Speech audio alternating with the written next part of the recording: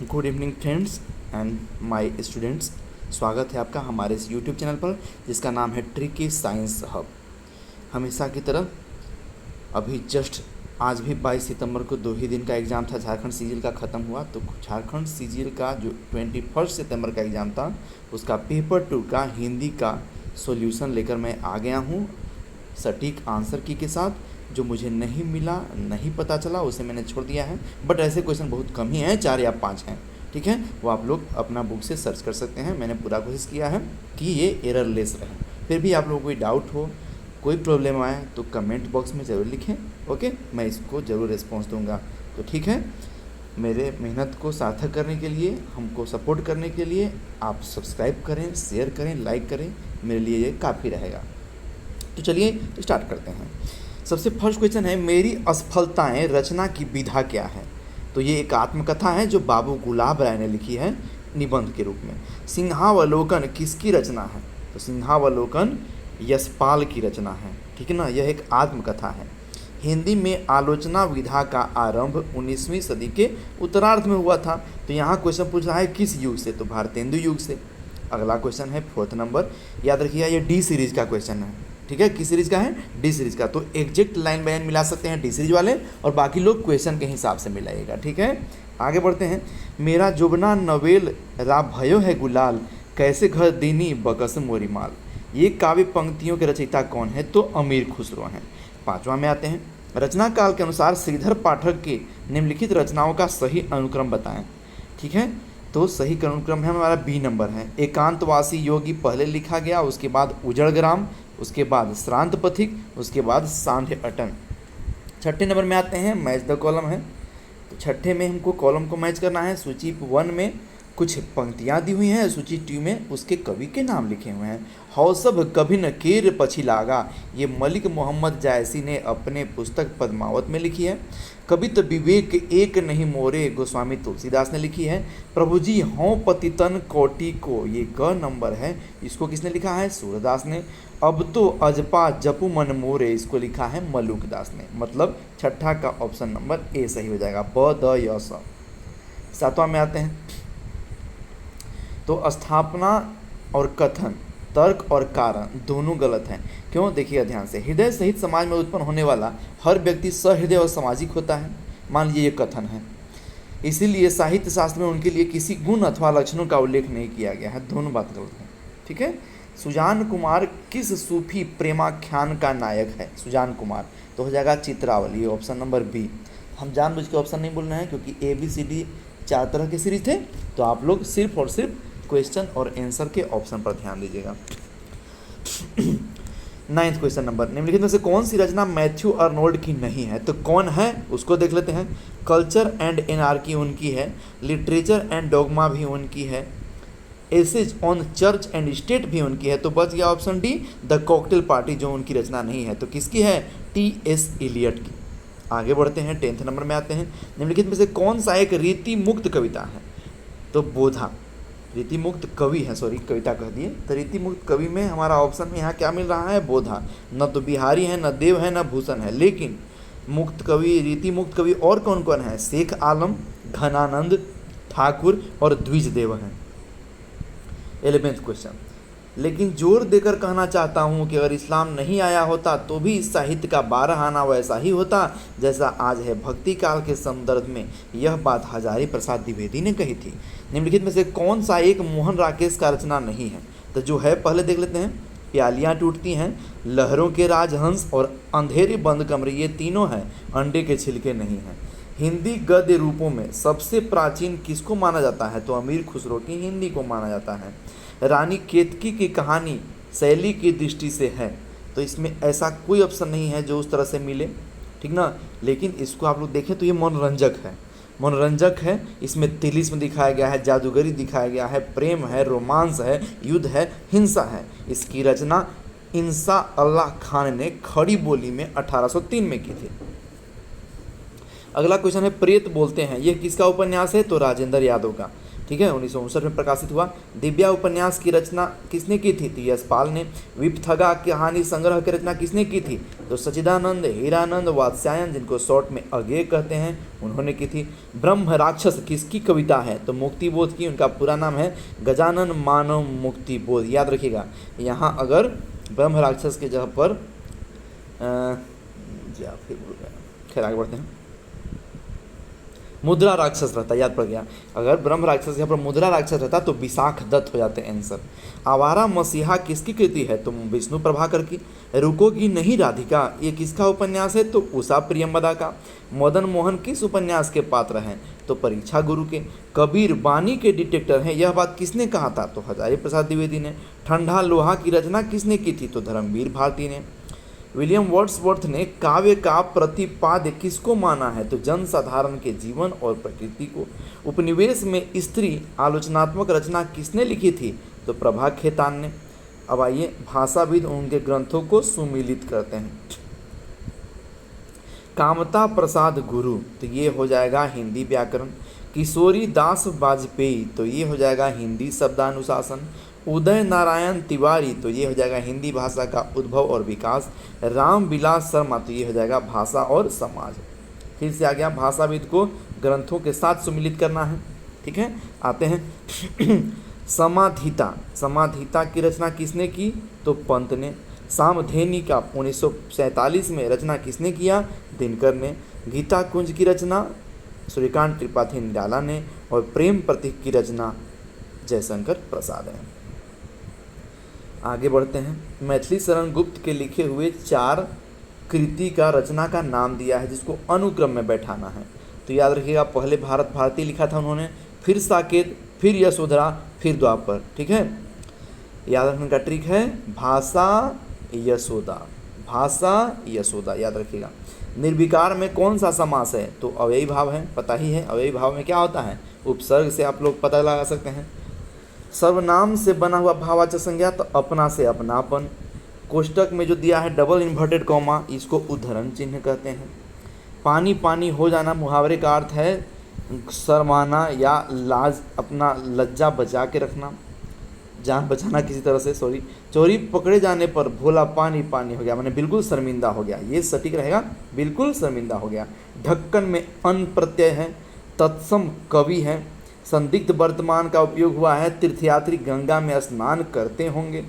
महात्मा गांधी का देश सदैव आभारी रहेगा, ये अशुद्ध वाक्य है, इसमें पदक्रम संबंधी अशुद्धि है, मतलब क्रम अलग अलग है।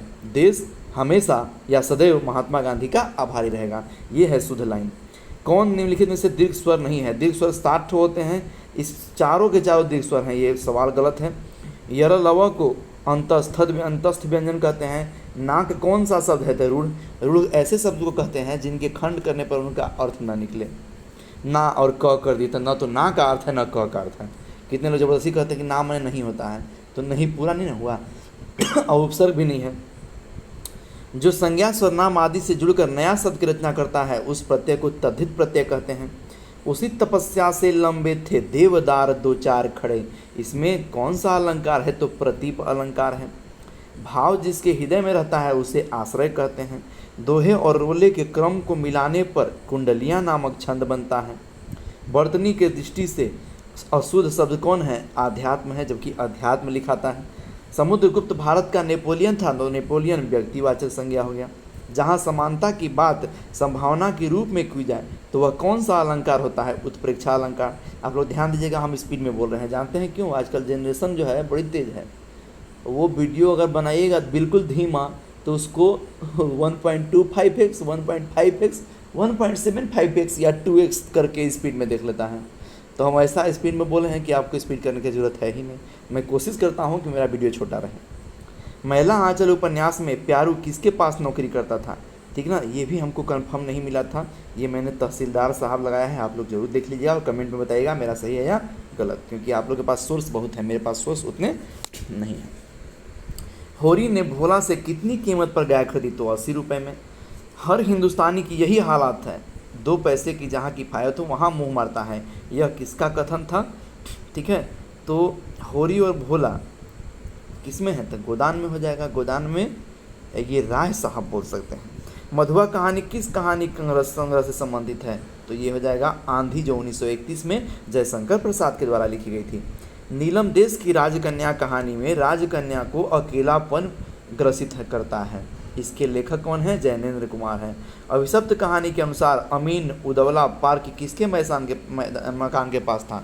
तो यशपाल की ये कहानी है, लेखक के घर के पास था। मोहन राकेश का मूल नाम क्या था? तो मदन मोहन गुगलानी। मदन मोहन गुगलानी। मिसपाल कहानी का उद्देश्य क्या था? तो तीनों के तीनों हैं। मोहन राकेश की यह कहानी है।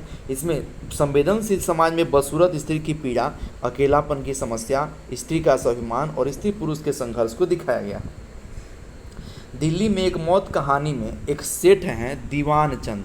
वे कहाँ के मशहूर शख्स थे? तो करोल बाग के। दिल्ली में करोल बाग बहुत फेमस है, आप लोग भी सुने होंगे। यह कमलेश्वर की रचना है, बहुत फेमस कहानी है।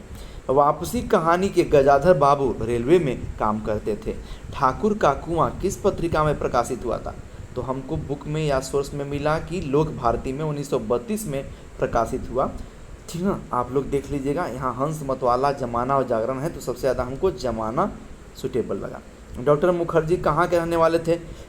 ये भी कंफर्म नहीं है। हम 59 नंबर, गांव के पंचों ने कितने रुपए और कितने मन अनाज का दंड होरी और धनिया का लगाया? तो ये कंफर्म है, 100 रुपया और 30 मन अनाज।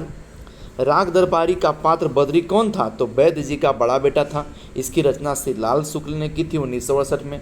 नीलम देश की राजकन्या कहानी के अंतर्गत कौन बहुत तत्परता से राजकुमारी को बहलाने में लगा है? तो किन्नर लोग, ठीक ना, लेकिन उसका बात भी नहीं सुनती थी, उससे उनको बोरिंग फील हो रहा था।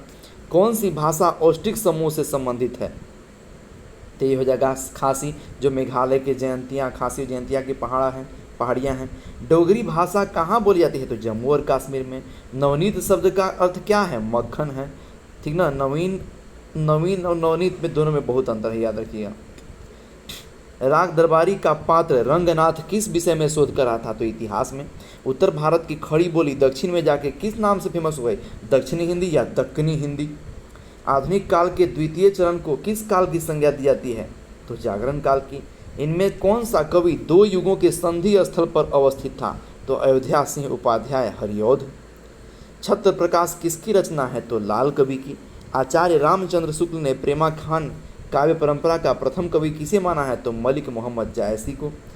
यह काव्य की पंक्तियाँ किस कवि की हैं? जामे रस कछु होत हैं, पढ़त ताहि सब कोय, बात अनूठी चाहिए, भाषा को होय। तो ये किसकी रचना है? भारतेंदु हरिश्चंद्र की। फोर्ट विलियम कॉलेज की स्थापना कब हुई थी? तो 18 अगस्त 1800 ईस्वी को। सुजान विनोद किसकी रचना है? तो महाकवि देव की रचना है। नियम और उपनियमों के ये बंधन टूक टूक हो जाएं, विश्वम्भर की पोषक बीना के सब तार मूक हो जाएं। यह विप्लव गान से लिया गया है। इसकी रचना बालकृष्ण शर्मा नवीन ने की थी। कला और नैतिकता का सिद्धांत मैथ्यू अर्नोल्ड ने दिया था। भोज ने रस का मूल किसे माना है? तो प्रकृति को। भारतीय काव्य शास्त्र में काव्य वृत्तियाँ मानी गई हैं, तो पुरुषा भी, कोमल भी, उपनागरी भी। भारतेंदु मंडल के कवियों में कौन कवि शामिल नहीं थे? तो राधा कृष्णदास शामिल नहीं थे। कौन थे? ठाकुर जगमोहन सिंह, बद्री नारायण चौधरी जिनको प्रेमघन कहते हैं शॉर्ट में, और राधा चरण गोस्वामी। किनका विचार था कि कल्पना और तर्क दोनों साथ साथ चलते हैं, पहला दूसरे को पीछे नहीं छोड़ सकता? तो हमको ज़्यादा उम्मीद है टी.एस. इलियट का, लेकिन आप लोग देख लीजिएगा।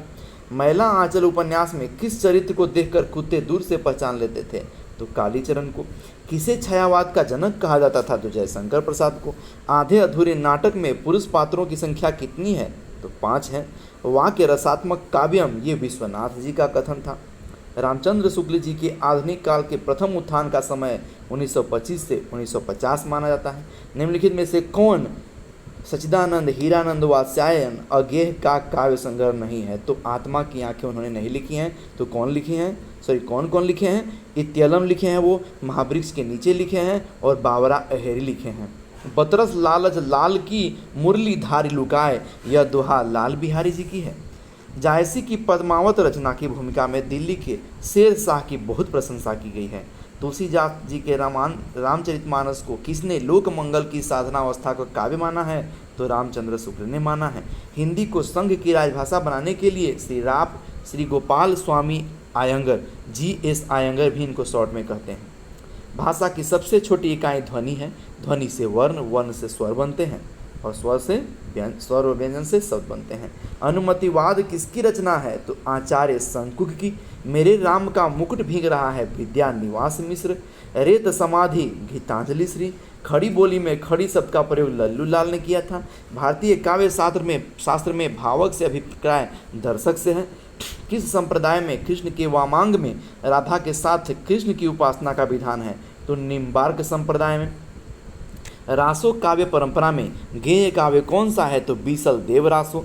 किस कवि के कविता का हृदय बेधकता को लक्ष्य करके नावक का तीर कहा गया उन्हें? तो बिहारी जी को। किसने जासूसी उपन्यास में दुनिया में इतना प्रसिद्धि पा ली कि लोगों ने इनके उपन्यास पढ़ने के लिए हिंदी सीखना स्टार्ट कर दिया? तो गोपाल राम गहमरी, ठीक ना, सिरकटी चुड़ैल इस टाइप के उन लोग खतरनाक कहानी लिखते थे। मेरी जीवन यात्रा किसकी आत्मकथा है? तो राहुल सांस्कृतियायन की। ठीक है, अब मैं कोशिश करता हूँ कि 22 सितंबर का जो है वो कल लोड कर दूँ दोनों पारी का। पेपर 2 और 3 ही इंपॉर्टेंट है, आप लोगों को पता ही है। तो फिर से मैं अपना एनालिसिस यही देना चाहूँगा कि जो भी इस एग्ज़ाम में अगर देखिए धांधली नहीं हुई, धांधली तो होगी ही, लेकिन अगर परसेंटेज डाउन रहा तो वैसे कैंडिडेट जो पेपर 3 में 150 में 100 कर दिए हैं, 100 से 120, 100 से 110 मान के चलते हैं, और हिंदी में 60 से 70 के बीच, तो उनको मैं अश्योर कर सकता हूँ कि उनका होगा। ठीक है, बाकी देखिए क्या होता है। ये तो झारखंड है, लोग बोलते हैं ना ये तो झारखंड है बेडू। All the best, best of luck मेरी तरफ से आप सभी लोगों को शुभकामना कि आप लोग का मेहनत सार्थक हो, आप लोग को जॉब हो। ठीक है, प्लीज़ लाइक एंड सब्सक्राइब।